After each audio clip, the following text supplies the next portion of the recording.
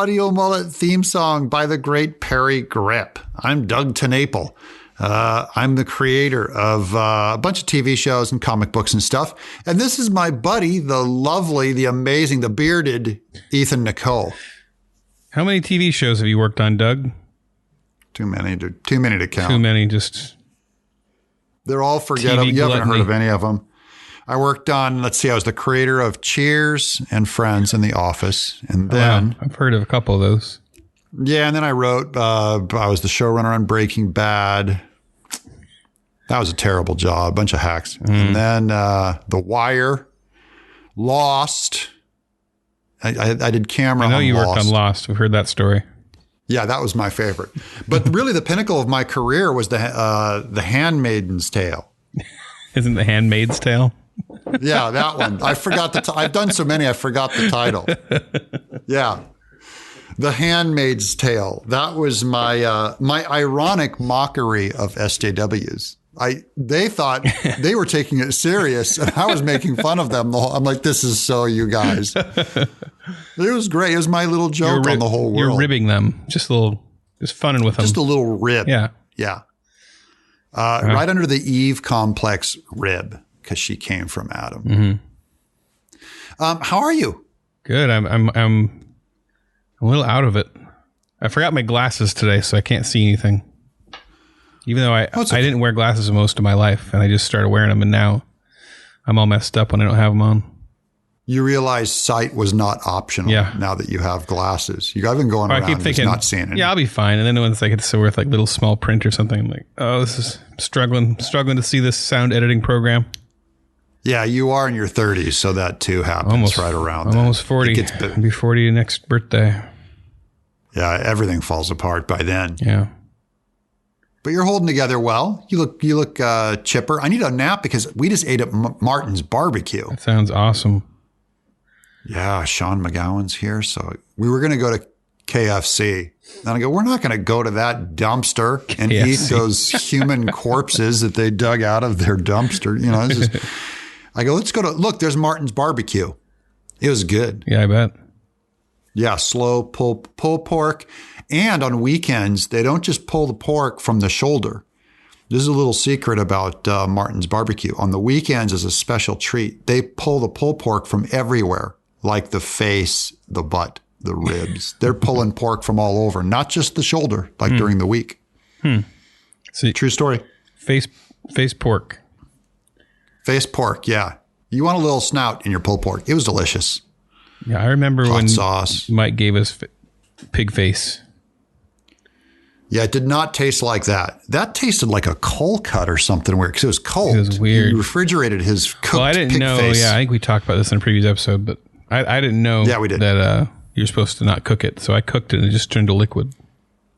Yeah, it's rendered. Yeah. Well, speaking of Mike. Yeah, what's he doing? Who knows? I saw his Kickstarter. Speaking of Kickstarter, Earthworm Jim. This is the last day of the Earthworm Jim Kickstarter, where you can get an exclusive Alejandro Mirabal print. But enough of that, Frabba Jabba. Mike did there's a Riff Tracks Kickstarter. Heaven forbid he come on this show to promote it. It raised like $200,000 in one day. So it's jamming. It's doing great. So that's what that's his job. So he's working on that job. That's why he's too busy to hang with us. Just making fun of all the old. At some point, he'll run out of old movies to make fun of. I don't know. If the movies that came out this year, it seems like there's a lot to still I know. Get in there. That's my only like reason that I try to hold in hope that movies will get better, so that Mike will be out of a job and then he'll come back on our show. Yeah. I still think we should do our version of Riff Tracks where we like purposely say only unfunny things throughout the whole movie and sell them, like sell our I don't know if you could, serious tracks. I don't know if you're capable of sitting for an hour and a half and not saying anything funny. Yeah, I know. I would just be, we'd have to white knuckle it, but just go, oh, good point. Good point. Yeah. Very good. Yes. We should end the world if we don't start recycling. Fact. Just agree. Everything Hollywood says. Have we talked much about recycling on the show in the past? I'm way anti-recycling. We should talk about that. Okay. How could you be anti something that's clearly so good for the earth, Doug? Yeah. And I will say, it's a waste of time. My position is a little more neutral. You're like passionately against. Passionately against. Because it's a pagan religion, I'm passionately against pagan religions. Only, I don't mind pagan religions that are harmless. They just kind of sit over in the corner. When they become like in competition with saving your soul, you know, like they're kind of in the running with do this good work and you're saved. Then I'm going like, no, now you're a pagan at war with my ideology. So how do you think recycling competes with Christianity? Like, why can't you have both? Sure. Number one, and it bugs me even more when I see Christians recycle, but that's just me anyways. That's just, I see that. That's just leftism just completely taking over the church already. A recycling bin in a church for you. They should be nothing like that. They should have a giant fireplace where you burn it in the middle of the, that's the true incense to God. He smells in his nostrils and go, oh, nobody woke here. I think it's biggest thing is it's anti-human. It's pagan in that it's a placebo for Christianity. It's anti-human in that it is not in any way good for human beings. It is actually better for us to use plastic than the alternatives. It's healthier to use plastic than the alternatives. It's more efficient to use plastic than all the alternatives. Like what's an example of that? Like like California just outlawed shampoo bottles in hotels, right? Oh, yeah. Okay. So those little tiny bottles. So it's like the push thing where you squirt it in your hand? Yeah. Yeah. And it's so inefficient. And, you know, it's not good for the shampoo industry. It's not good for the hotel industry. And those are jobs where we pay all our illegals to clean all those rooms. So there is, you know, you're going to hurt them. You're making it more inefficient for a hotel to operate. And that pay doesn't come out of the CEO's salary. It comes out of the cleaning lady. Why would he take money out of his pocket when we can just slash them, hire some more illegals, not give them insurance? A little more. So in a way, you can't trick the universe. And to me, it seems like environmentalists think they can gain the universe. They really are in control. It is a thing where nobody really knows if they're making a difference or not, because it's so, you know, it's all so muddy, like the science and like all the, you know, so every little tiny thing you do, it really is religious in its nature. Like we don't know. It is exactly what effect changing all the straws in one state. Yeah. To what degree? Including everything that people say about evangelicals where they're wrong. They're like, oh, you only follow your sky daddy because you feel guilty. And all of recycling is rooted in feeling guilty about pagan Gaia, Mother Earth. So even if they don't do anything about it, even if they don't operate under the right good works, they at least feel the right way in their heart. So they feel guilt. And they're allowed to absolve their sins by doing good works. They're saved. Or they can even pay the indulgences, the carbon offsets, which is really just other products being taxed at a higher rate for them to deal with recycling and moving the plastic around. And the people that are most beating themselves up, it's asceticism. They're, like flagellating themselves, trying to, show how bad they feel about using a shampoo bottle or a plastic water bottle. And water, by the way, is it's good for you. You ought to have plastic bottles of water all around you. Or plastic bottles of liquid plastic. Yeah. Dump down the drain. And then you separate the trash. So you're doing all this work, like throwing this green waste here, this recycling thing here, and it all just goes to the big recycling dump that separates it all anyways. Yeah. When they can afford it. When the cost benefit doesn't help, it goes in a landfill, like a baby's diaper or something. Or this year, plastics cost too little for it to be worth it for us to recycle the stuff. They throw it all in the same bin and throw it in a landfill. I think at some point we're either going to have the technology to send all of our garbage into space, or we'll be able to move to a different planet.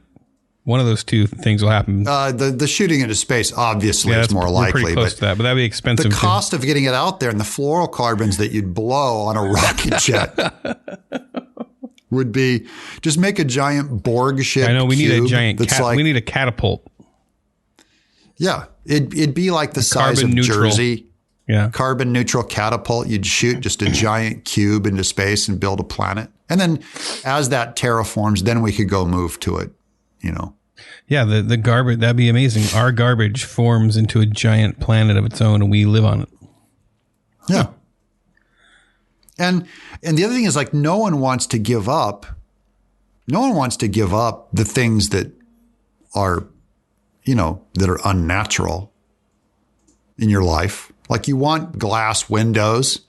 I have these little scissors that have a plastic coating over the where you put your fingers in for a smoother scissor cut. Rubber bands, pencil erasers, my iPhone plug that uses plastic. And there's someone at war with that. What am I supposed to do? Make a plug out of hemp? It is weird. Like the two of the biggest things that they're bad that the environmentalists are against. One is carbon dioxide, which we breathe out. Yeah. And then plastic, which we use for everything. And plants live on. And then animals, which are like, can't eat them now. Or you can't, there's a lot of people that are becoming like, the environment needs to be saved. You must go vegan. Yeah. They will outlaw animals in our lifetime. This is getting incredibly fundamentalist. Yeah. Cute puppies. Or as they call them, was it fur babies? Fur babies. We have dogs instead of children. Because when you get first things wrong, you'll always screw up down the line too. It'll get worse and worse. So, of course, we'll start worshiping animals here. Of course, humans will be ground up into food. Of course. Or at least made into drinking straws or shopping bags. Yeah, and don't you think the entire environmentalist, the whole philosophy, the whole religion is rooted in atheism, that there is not a God. Yeah. There is not an ends in mind. There is not a plan. And so humans have to take care of everything.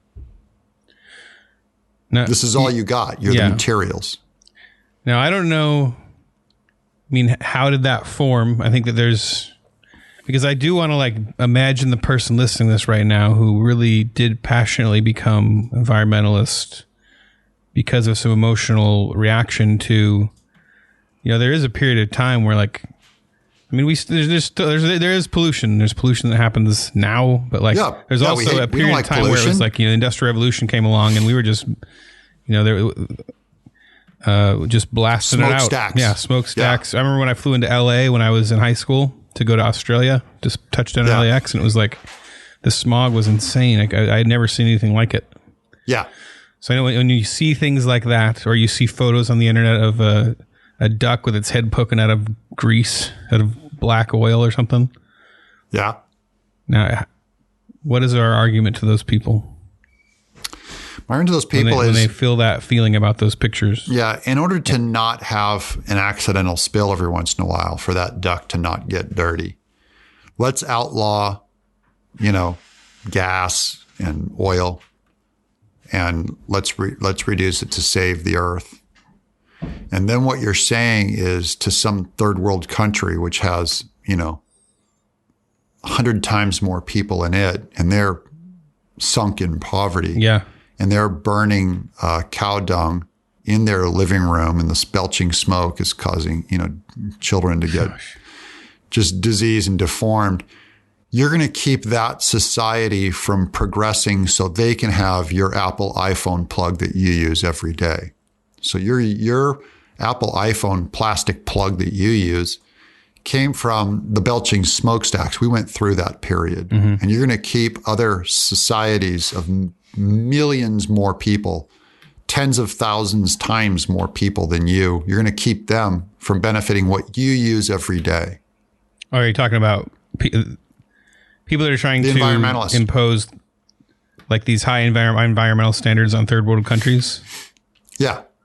And the person, I'm addressing the environmentalist here. the person who's crying over the duck poking his head out of the oil has no compassion for the boy who breathes smoke from burning dung because they don't have electricity run by, hydro generators or nuclear power in some other country. So they always want him to be clean. They're going to treat him. They have no compassion for him when he's the duck.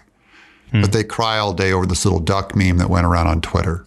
How can we allow this? But is there if you just isolate the duck, take the duck. What is the Christian response to a suffering duck? Oh, collateral damage. Yeah, that's probably true, actually. It is true. It's collateral damage for the greater good. It's like if you enjoy a litho ion battery in your pacemaker that allows you to live longer, to go to your hipster bar and have more beer and play more Xbox, then why are you upset at that poor Unga Bunga guy?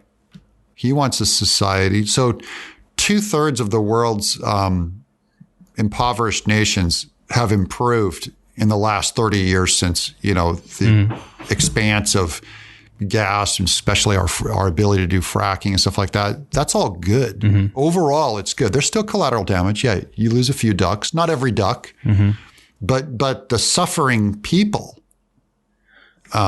Is there a Christian argument to reduce the suffering of ducks? If you're murdering 1 billion ducks a year, should you try to curb that a little bit, or is it just like... I do think there's probably a reasonable answer to a Christian tending God's garden. Because there are many moments in the Old Testament where there's definitely something where they're against cruelty to animals. Oh yeah, that's a human being cruel to them. Yeah, when you're just kind of just killing them off for fun or just ripping their feathers out. That's not a duck landing in an oil slick though. Yeah, or a seal swimming through a Coke, the 6-pack holder, sticking his head through it. I guess what I'm trying to get to is that we're creating, I don't want to create a false dichotomy where it's like, you can either be on the environmentalist side and care about all this stuff, or be on our side where we don't care at all and we just kill ducks and burn trash in the middle of our living room and we just want as much pollution as possible because we don't care. I'm not saying our side is perfect. I'm saying our side is better. It is better. It is better. But I'm just saying, I guess what I want to say is, Doug, how can you not stay up all night that you don't recycle? Yeah. And I say, wait, you're telling me this over the internet, which is powered by, it's got electricity and it's not a windmill generated, a wind generating electricity, the amount of electricity that you use. And you flew a plane to get here, which uses up more. If anyone takes one flight in a year, that makes more pollution than all of the recycling that you'll do all year. But you won't do without a plane flight. Yeah. You won't do without it, but you'll sit here and bitch at me about recycling bottles all day as if I have to do that. So how about you don't take your plane flight and then we'll talk about my recycling. Yeah. And it really is the whole environmental thing it's a fertile place for virtue signaling. Like it's set up perfectly for it because we don't really know if anything's changing anything. It's all kind of, we keep inventing new things to be upset about. And this is all, you can pick the thing that you're not really that into. So if you're like, I don't really like drinking from a plastic bottle. So now I can rail against people who do or something. Yeah. You kind of get to pick and choose the things that upset you. Yeah. Like you don't scream about the airplane. It's a first world problem. Totally. For us, it's easy to get angry that someone else is harvesting an elephant to extinction. But that guy cuts up that elephant because he does not have any legitimate business because you won't let him use oil. Or you punish him for using genetically modified seeds that are better to survive his harsh environment and the insects there, but you won't do trade with them unless they use non-GMO. You put that all over your labels on your honky American obese, too many carbs packaging. You're going to make him pay. And you sit there on your little throne and say, you can't hunt a gorilla, even though your family's going to die if you don't. If we don't make an ashtray out of that gorilla's hands, cut his hand off and make an ashtray out of it, you won't eat and your children will die. And we're saying, yeah, you should make that sacrifice while I sit here and use my plastic Apple iPhone plug. I'm just saying we're better. It's such a bleak. Yeah, I mean. It was bringing down to the worst two possibilities. Yeah, doesn't adulthood suck? Doesn't adulthood suck? Like, I'm trying to get you to like try to convince some of the environmental type people to kind of come our way, and then you're like, yeah, come over here. We're going to cut off the hands of gorillas. Yeah. You want me to convince them while treating them like a child is the problem. So first put the juice box down. They need baby steps. They need to be. First put the juice box down, and then we'll talk like, well, then we'll light a cigar, and then we'll talk like adults. Cigars are about natural. What, yeah. Just what's the real problem, right? What's the real, because first of all, we're not even sure there is a problem. We know we don't like pollution and, trash is icky. Yeah, I mean, we know something's happening. We know that the climate is changing. There is a lot of evidence that, there's a ton of us we on don't the know earth. that's man-based. Or even if it's not bad, we don't know that we can change it. We don't know that. Yeah. We know it's happening. Longboard. So we do know that, like, pretty much no matter what, to some extent, the sea levels are going to go up. There are going to be coastal towns that are going to be dealing with this problem. In a million years, it's not going to be next year. It's going to be very, very slow. Yeah, it's not going to be next year. There's going to be like a very slow process. And you're supposed to have compassion for that rich person with a beach cliff house with billions of dollars. But it is funny, like if you think about what is the cost of all of these recycling and environmental programs over the course of thousands of years or hundreds of years. Yeah. Or just these coastal towns doing some restructuring, putting in some, some stilts and stuff. Right. Like, because I don't know how fast the sea level is going to rise, but it seems like some infrastructure could be put in place over time, or just move. Just move. Yeah. They're going, I can't move. And because I can't move, stop this ocean from rising, even though 2/3 of the world's economy will remain in the dark ages. And will not have electricity. That's a fact. And on the bright side, Hollywood might get swallowed up. So, yeah, that's the good side. Is gee, what are we going to do without San Francisco, LA, and New York? I don't know. That's going to be really tough. All the people in the middle America are just like throwing, You imagine when if the coasts flooded and everybody from New York and California all started running into middle America, like crying for help. Yeah. In middle America, like they'd turn to see them all coming over the hillside crying as they're throwing also be really their empty beer can. Yeah. They throw they take their battery out of their car and just throw it on the side of the road. So, yeah. I feel really bad for you guys. And they're banning drinking straws, shampoo bottles, and grocery bags. And meanwhile, we all completely consume like 8 billion tons of plastics a year. My surge protector, just everything on my desk is made of a plastic. Mm-hmm. My little Bose stereo, I'm just surrounded by plastic. And they're like, this is the religious part of it. I took my little communion cup, my little grape juice and my wafer, and I'm safe because I put this recycling bottle in the recycler, Timmy. Right. Yeah. Or I reuse the same bottle over and over. I am saved. Yeah. I'm one of the good ones. And you, Doug, see, you using that Apple plastic plug is evil, but when I use it, it's good. People to recycle. Because there's the weird pagan thing that we're all really into lately. I mean, you have essential oils, yoga, organic, life coach, organic food, life coach. That's what Carmen is, a life coach now. Man bun. You know that? That'd be sweet to have Carmen be your life coach. How about you could afford that? Oh yeah, with the tanning bed in his bus. Yeah, it's my favorite Carmen story. Tanning bed in his bus. I guess he's going back on tour. Got to catch it. Is he? Yeah, got to catch it. As a life coach? No, he's going to do it with music. I told the devil. He's always talking to the devil. Yeah, I'm sure he does his talk. I told the devil, go to hell. Satan, bite the dust.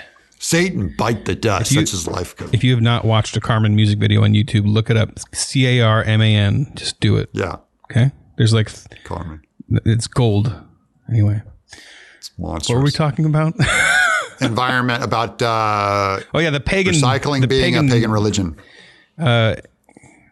This weird thing where like, you see the plastic, it's not natural. It's not natural. It's human evil. And so it is like, it's like a little religious, what was the word you used? Like when you, what's the word when you whip yourself? Oh, penance. Yeah, flagellation, asceticism, penance. It has everything. They're also preaching all the time. If I go up on a street corner and say, hey, everybody, accept Jesus, he's the only way to heaven, he died for your sins, they're going to be like, stop preaching. Mm-hmm. But if you throw a water bottle on the grass, like right in the middle of a Comic-Con crowd, you'll have 8 people come at you. What the F are you doing? Who do you think? Why are you destroying the world? You must turn. I will tell you what to do. I'm the church lady. I don't know if they will, though, because they'll do it on Twitter. But I've noticed, like, out in reality, because I think most of those people... if I grabbed a McDonald's milkshake cup and just threw it in the middle of the street, middle of a crowd. Oh, yeah, you can get probably somebody in a crowd. They would demand you will pick it up or there will be an inquisition. My point is that person's doing that more because there's a crowd than, like, if they saw you, it was just the 2 of you or something. Maybe it certain people, but I think a lot of these people will quietly watch it happen on the subway and then they'll go and tweet, to the guy who just threw his plastic bottle into the garbage can on the subway today. Go to hell, man. Yeah, this guy. Yeah, and they put a picture of him up. The quiet guy in the corner. I exposed him, and I looked up his internet protocol and found out where he works. Where he lives. Here's a picture of his kids. Let's get him fired. Yeah. Yeah. I found a non-recycler, guys. We have him pinned down. Got him. It's like me going, guys, I found someone who rejected Jesus. We got to get him out of his job. Yeah. They'd go like, you're psycho. I'm going, yeah, you're right. Someone who does that is psycho, like you. And you're in the church now. So now we're all pagan psychos. F you, get out of the church. Just go worship your little pagan guy. Can we just start worshiping animals now? And we're all heading to India. We're going to be like a mud hole, and there's going to be cows walking the streets, and we will not eat them. Monkeys running around in our house, stealing all our food, and we worship rats. They're like sacred rats. Lay out bowls of milk for rats. And our children are starving because it's the caste system, because we're all talking about karma. Can you imagine the apocalypse if all we were left with is paper straws? Oh, yeah. They wouldn't last. We'd be ruined. Well, knowing the human heart, we'd find a way to make a paper straw into a gun or a knife and stab each other and eat each other. I was thinking we'd probably... If there's one... We could make other people's bones into straws. Reusable. Yeah, we'd drink all the drinks. Yeah, you just hollow the marrow out. If all the gun grabbers had their way, like after a while, we'd start stabbing each other. Oh, knife. People don't kill people. Knives kill people. Then they make the knives illegal. Then we go with hammers. We beat each other with hammers, and they go... People don't kill people, hammers kill people. Then they make the hammers illegal. And then finally, all that's left are plastic drinking straws. And then we use them we stab each other in the eyes and give each other emergency tracheotomies with them. And then they'd be all, we have to ban the straws. People don't kill people. With a paper straw. People don't kill turtles. Straw kill turtles. One picture of a straw up a turtle's nose. I'll bet that environmentalist stuck that straw up that turtle's nose and goes, guys, sometimes you got to break a few eggs to make an omelet. Yeah. The ends justify the means. Well, that really is the whole, like when I think about this, it is like when you're freaking out about little aspects of plastics or straws, but you have your iPhone, you're drinking your Slurpee or whatever. Yeah. You are like a guy who just eats tons of omelets, but like every once in a while talks on the internet about how horrible it is that eggs get broken. Yeah. I just want to go into Planned Parenthood and find out how much of that place is built out of plastic and just say, we need to ban just find every implement, tube, and tool that they use and just say, we have to ban all these tools because they're made of plastic, and watch them all defend it and say, no, we have to do this. Well, it's more important to kill people than to save the environment to save people. Well, if I mean, I'm sure they're hoping that soon they'll be able to grind up fetuses and make them into forceps and the kinds of things they need, iPhones. Yeah, if only drinking straws were made of aborted fetuses, they'd be all for it. Yeah. They'd be all, no, this is a right that we have to protect. I'm drinking women's rights up right now, and boy, does it taste right good. Now. So you need to make grocery bags out of human fetuses.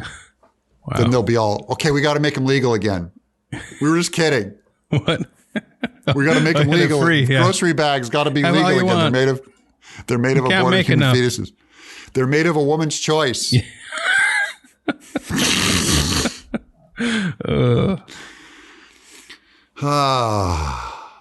We're a couple of boomers. Did you watch The Joker? What? Did you watch The Joker? No. Did you? Yeah. Oh, wait. Yeah, I did. Yeah. You did? Yeah. Oh, that's right. So did I. So my favorite part, because, Joaquin Phoenix, that guy, one thing I know is he can act. Mm-hmm. I knew he could act. I knew he was the best actor when he lectured about cows, about milking cows at his Oscar-winning speech for Best Actor, when he said, like, we're enslaving them by drinking I never caught that. He talked about enslaving cows?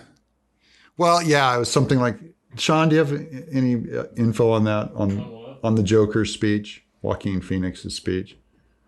I didn't watch it. Okay. Well, just look it up. It was psychotic. So all the right wingers are all going like, the Joker, it's our movie. Take that, Hollywood. It's not Birds of Prey. It's not Ghostbusters with women. Joker, the right wins. And then Joaquin goes up and gives his speech, and he's just psychotic, like, Trump is evil, and I can't believe we haven't impeached this guy, and we're enslaving cows by drinking their milk. It was just a rant of just crazy came out of his face. Wow. I got to look that up. Everyone's like, win. We're winning. Was that at the same awards show where Ricky Gervais did his thing, or was that a different one? No, that was the Golden Globes. Okay, later, yeah. Yeah, they'd never expose Hollywood to that kind of truth. They had to live in their little flotilla of wisdom. Well, you want to answer an email to finish this off here? Sure. Hold on, let me look, because we just answered an email from this guy last time. He asked us about S-Corps. Oh, man. That's some good show. Oh, this guy emails us a lot, I'm just realizing. That's good. He's smart because he makes the topic something that I want to click on. It says just questions. But then I'm like, oh. So he knows how to get on the show. We should just have him on as a writer. All right. This is from Corey Sluch. Selch. S-L-E-G-H. Sluch. Selch, yeah. It's like Slay without an I. Who's called him Corey Slay? That's a cool name. Corey Slay. Corey S-L-A-Y. Corey Slay. That sounds like, that'd be like a good new kind of music, Slaycore. Yeah. Or if heavy metal, like the band Slayer, they should have spelt it like a sleigh. Yeah. Like a Santa Claus sleigh. Slayer. And have like a horse drawing a carriage with saw blades for wheels going through like crowds of people grinding them up. Okay. Balto. Gentlemen. The show continues to be great. Thanks, and keep it up. Here's a possible topic for discussion. I don't know what I'm going to get into. I didn't read this ahead of time. Have either of you two or any of you three, should Mike resurface, ever changed your mind on a core belief? For example, I was raised in a strict Christian Reformed church, which holds very tightly to the young earth creation model. I personally am no longer convinced that the young earth view adequately explains the seemingly obvious age of the earth, and I have found a mountain of evidence to support this view. Hugh Ross at Reasons to Believe is a great place to start digging if you're interested. And he gives one more example. Another example would be that I no longer believe that infant baptism is what God intended. Sure. I believe Scripture shows us. Oh, yeah, he gives us his whole reason. Sure. You got any? Core belief that you changed. Yeah, I talk about these and think about them all the time. And I'm always floating between old earth creationist and young earth creationist. He's talking about, is the world 6,000 years old? Mm-hmm. And, I've read brilliant people who say the earth is very young, and I've read brillianter people who say it's very old. So I tend toward the old earth, but for me, it's kind of optional. It's like I don't freak out if I find out, because to me, the more important thing is, did God do it? Mm-hmm. Did God do it? And so is there room within our interpretation of Scripture and reading? It's always the Bible, more the Bible literalists that the word yom mean day, a literal 24-hour period of time in Genesis is really where the entire fight largely rests. There's other ones where it says like, and because the Lord created for 6 days and then rested on the seventh, you shall observe the Sabbath, things like that, that it makes it sound like he meant a literal 7-day work week, a 7-day week, that he, created everything. Yeah. And so anyways, that just starts going against the idea that he created the world over billions of years or whatever, which many of the old earthers like Hugh Ross believe. And I tend toward Hugh Ross.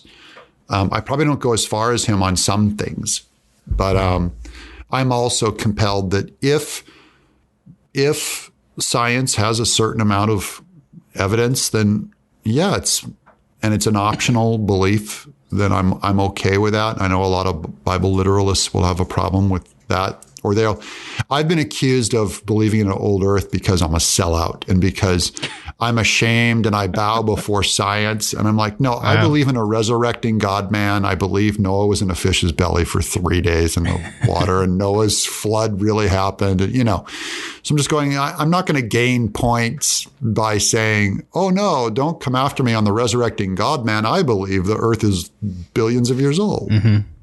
So it's not for sellout reasons. So I don't buy that. You? Yeah, I don't know. That's the hard thing for me because I think besides, I think we've talked about in the past that I kind of had the factory default settings before I became a Christian that started getting challenged. Like, I was totally fine with abortion and thought guns were bad. And like, I just didn't, a lot of the stuff I started kind of rethinking. A lot of that's just growing up too, I think. But with a lot of this stuff. So you're going to change stuff. You're going to change big stuff. Yeah, but the stuff like this, I don't understand, for one thing, taking such a hard stance on stuff like this where there is so much debate, like where it really can't be known which one's correct. I don't get it. Like, I don't get getting hardcore about the Earth being 6,000 years old or it being billions of years old. I don't understand investing so much of yourself into that view. And being so angry at people if they don't agree with you. Could I say, though, it's unknowable if it's wrong for the government to take your guns? Couldn't I also say that? Say, look, it's unknowable, so just let me take all your guns. Big deal. Let's not get all uppity about it. We can't know. Well, I guess that has. Would you buy that? That has philosophical implications, I guess. Like, what are the philosophical implications of if the Earth is 6,000 or 6 billion years old? Like, what does that change about God? In the case of some old earthers that go full on into evolution, they believe that evolution happened. And that's something that I don't believe at all. I don't macro evolution. I'm not saying things don't adapt or change over time. The idea that species is created by purely natural means, through natural selection and stuff, I think that is demonstrated nowhere.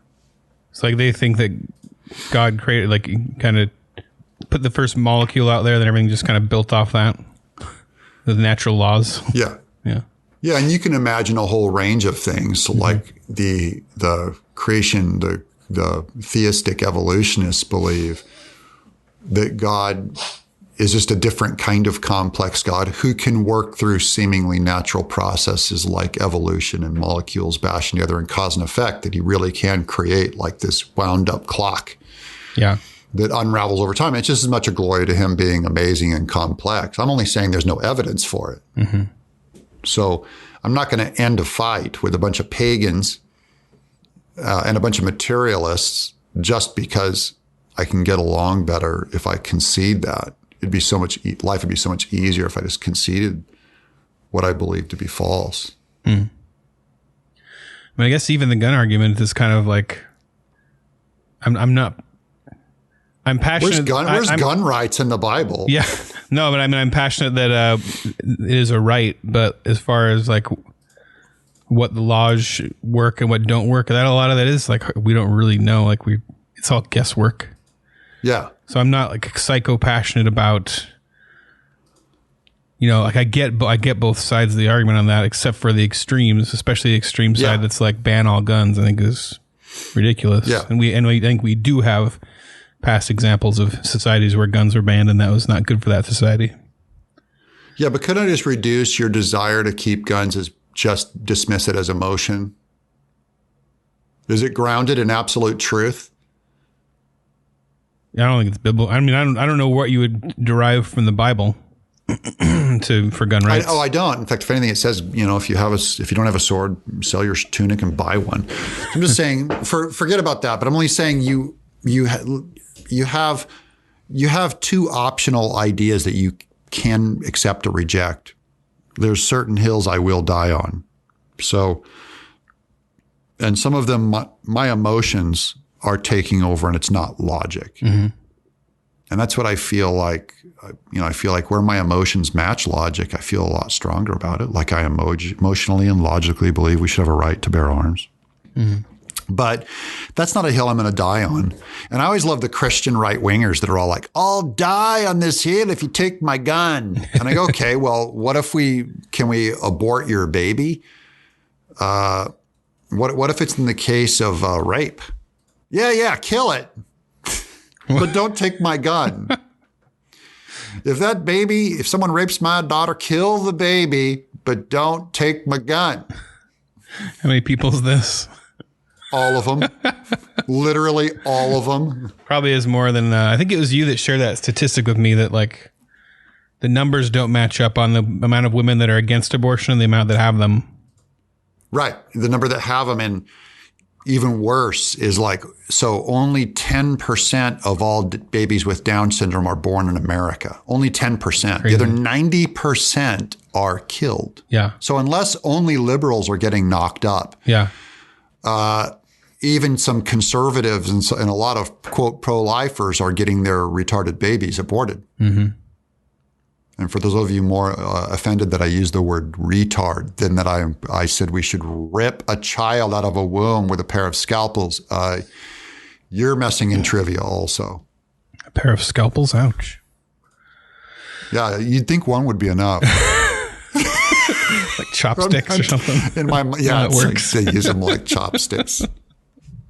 But yeah, I don't know. That's all I'm saying is, but going back to things that change, right? Your beliefs that change. What foundational beliefs? So forget even something that's more political. What like statements of faith have changed in you, like grace only or versus works, or historicity of the Bible, or is the church a necessary institution, or is it just us, stumbling our way through life? I mean, is there any major thing that you believe that you've changed? Like that's foundational to your salvation. Down, because I don't think I've ever put enough of my eggs in one basket on any of these things, and I don't know if that's an issue. I mean, that could be a fault of mine. You know, you're not an eggs in one basket kind of guy. Yeah, so you always have one egg. You got a few eggs in all the baskets. You got an egg in another basket. I'm like, put them all in one. In fact, there is no basket. There's only these eggs in my hands that you can clutch for my cold, dead hands. This egg. It's my precious. I guess I don't know. It's not a good question for me. But the guy that asked the question about young Earth versus old Earth, he's talking about young Earth. That's common to flip-flop. That's normal. I do that all the time. Yeah, and I just kind of hover in the middle. I'm like, I can see both sides on that one, but I don't understand why you would take a side on it, because there's evidence in both ways, and to me it has very little to do with like how you're going to approach God and stuff. Like if you pick one, get really. I never even met someone who used the word infant baptism until I was in college. Like I was a grown adult before I even heard about it. Pedo baptism. You have to use the fancy word. Oh, that's an indictment. You know what that is? Oh, you're a pedo Baptist. Pedo Baptist. That's a great word. Are you a pedo baptize Baptist? Little kids shamelessly. Yeah, shamelessly. But really, the way I feel about it is like,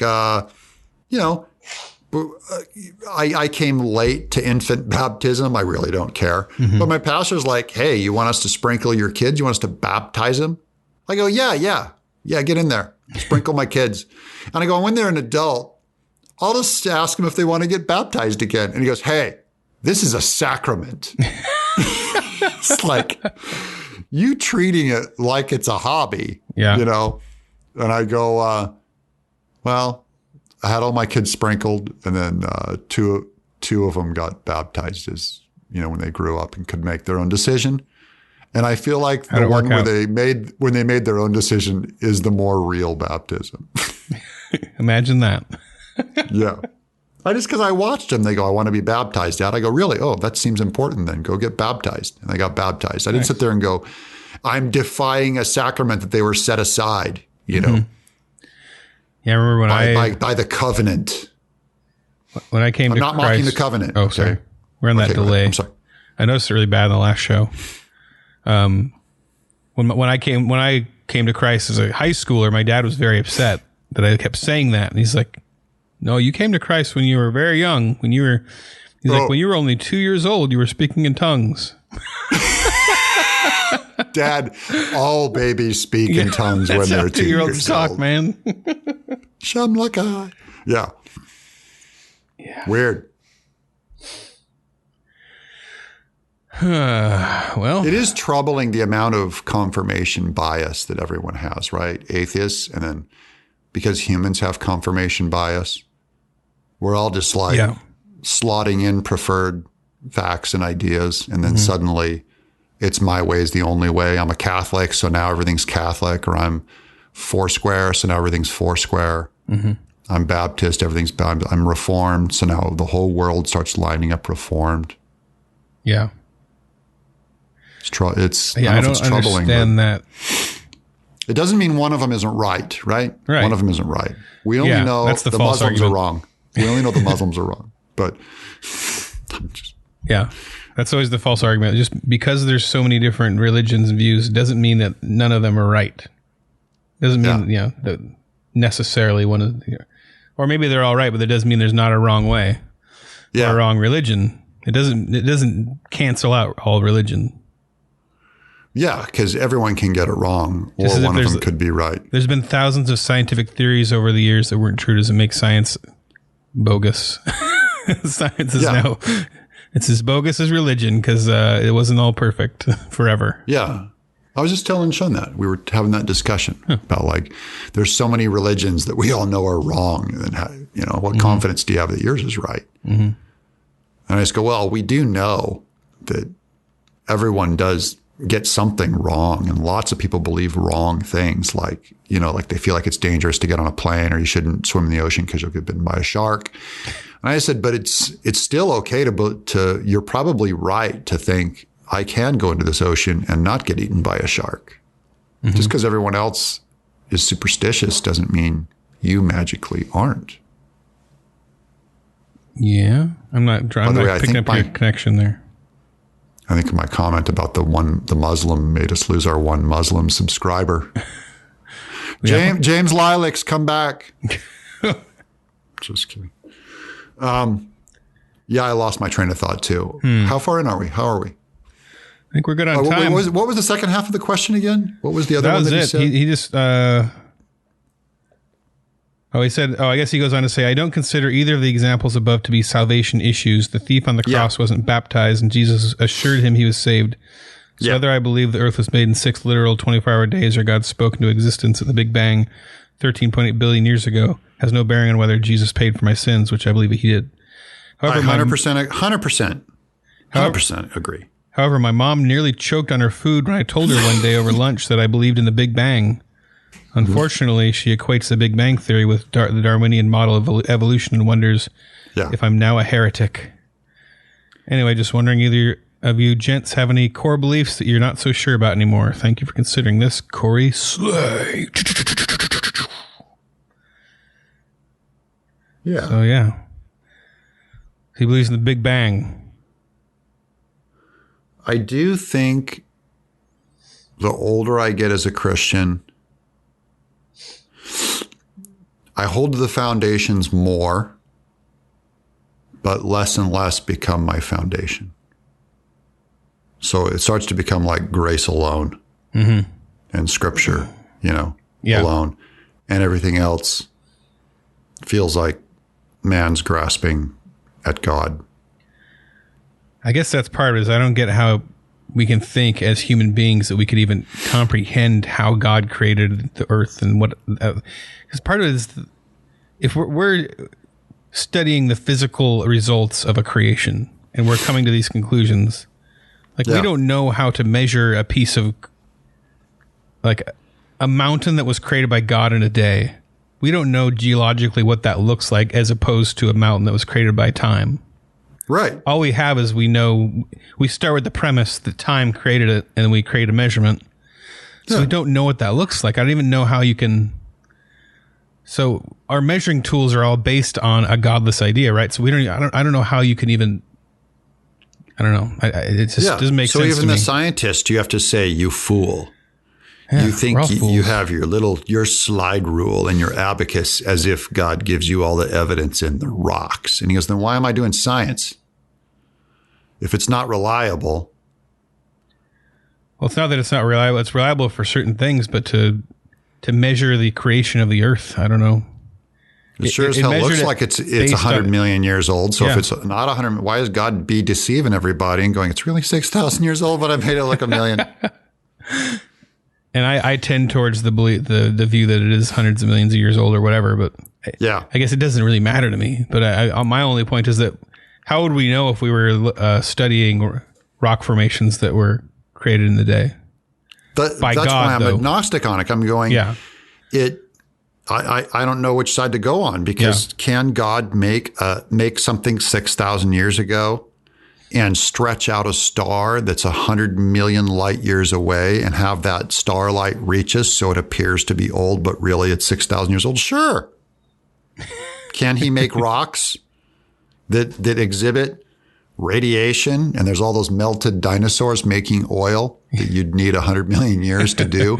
Could he not just stick that down there? Yeah. Sure. Why not? Did he not make Adam a grown man walking around with God? So if you had your scientific instruments the day he was made and you measured him, you'd say, this is a grown man. Mm-hmm. He has never been a child. Yeah. And you'd go, no. It's weird. He was a baby. Think about it. So I just go, I don't know. The most naive adults in the history of man are the ones who threw us into sin. Because Adam and Eve had both never even been children. They never made any mistakes, really. They just... It'd be fascinating to meet a man and a woman who had never been children and they just appeared there. It'd have to be, I guess, similar to some kind of hippies or something, like airheaded. One day I think we will know. Yeah. And it's going to be a cool day. But until then, I don't know. Like Hugh Ross and all those guys, who are all the old Earth creationists, they're somewhat sympathetic to some kind of evolution, like that God pumps information into creation multiple times, like the Cambrian explosion and all that. Like that's how they explain animals, is that God pumped information into creation. We should have a Fuzz Rana on. He's a partner there. We talked about having him on, but that's the ball's in your court on that one. Yeah, he came on my show. He's willing to come on this show. So I just wanted to have Mike on too, but we can go over all this, and he'll just be repeating the same thing he's been lecturing on for like 25 years. Yeah. So guys, look up Hugh Ross and Fuzz Rana if you want to get an old Earth creationist look on it. These guys aren't sellouts by any means. They're scientists and they're old Earth creationists. Cool. We don't know. We just don't know. Wish I knew. So we lean old Earth. Fine, I lean old Earth, and maybe tomorrow I'll lean young Earth. So remember in that debate when they asked Mike Buttigieg if there's room in the Democratic Party for pro-lifers? Yeah. And his basic answer was no. Yeah. So Doug, is there room in the conservative or the Republican Party for people who still want to recycle and do nice things for the environment? Yes. Yes, there are. But not as long for as they don't want to like, do massive laws that destroy don't be killing babies. The economy. Asking if you want to kill a baby or if you want to recycle a bottle for pagan reasons is different. So that's not a so moral there's no room equivalence. for pro-choicers. There's no room actually, for pro-choicers. I mean, there actually is a lot of pro-choicer libertarians. Yeah, and there's no room for pro-choicers in polite talk. Is there room for Christians who believe we should exterminate Jews in the showers in the Republican Party? I would say no. There's no room for them anywhere in decent society. Mm-hmm. It's murder. Yeah, there's no room for murder. Well, that's I'm not a whole saying, other topic. What if one of our daughters, was raped and pregnant? You just go like, I get the emotional reasoning behind that. Mm-hmm. Doesn't mean I do it, but it means I totally understand the idea that you kill the baby to punish the parents. Yeah. Kill the baby to punish the man, make the problem go away. But that is a human, I'm convinced it's a human life, and you don't. There's the verse of when he finds the blind man and they go, who sinned, his mother or his father? Like the idea that you look at a child born in sin and you want to punish it for what his parents did. I just don't think that's in God's economy. Yeah, it's the kind of kid who would grow up to become like a great leader in the Old Testament. With beginnings like that. Yeah, they'd kill, Martin Luther King and Clarence Thomas. And just great people come from humble beginnings. Mm-hmm. All right, everybody. Well, thanks for listening to another episode of Audio Mullet. We've been enjoying getting a large amount of emails lately. And if you want to send us an email, it's info@audiomullet.com. You can follow us on Twitter at Mullet Audio, and we're on Facebook too. Anything else I should tell people, Doug? Is there anything we should forget tell them to write us an iTunes review. iTunes reviews are awesome for us. Yeah, give us 5.5 stars. Yeah. And thanks to everybody who has already. I'm always amazed at how many reviews we already have on there. It feels like the show isn't listened that much, but I know there's around 1,000 people at least every week that listen. It's a small group, but still awesome to because the people that like this show really like this show. Yeah, there really are people. They're good people. Yeah. So I'm kind of fine with it staying small in some ways. Like it's like, oh yeah, I'd do this show like for 1,000 people. It's like a getting together, have cigars, where the weirdos getting together, and I like it. Can you imagine if you were a pastor and you could have a congregation of 1,000 people who'd listen an hour a week? You'd go like, I have a huge and church. the guys like this that would want to But on podcast, you're like our flimsy little 1,000-person audience. Yeah, who'd come and listen and love us, and we love them. I'm not trying to insult the 1,000 thing. Yeah. Yeah, but maybe you guys should bring some friends so you're more important to us. That's terrible. Yeah, bring your friends. We need the conversion rate to go up here. Yeah. And if you send us your testimonies that you were converted to the Audio Mullet. Yeah, you know what? We like to hear from you. That mailbag stuff's really good. We do. So get in there. We do. All right. Till next week. This has been Audio Mullet. That's it. Audio Mullet. A mullet of audio smashing you in the face. Audio Mullet. Short in front, long in back. It's a fact. It's the Audio Mullet.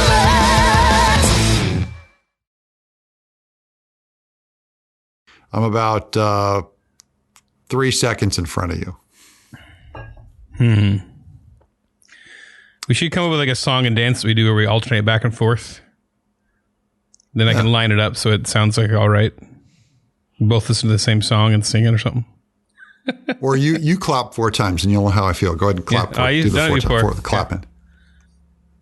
1, 2, 3, 4. That was dead on for me.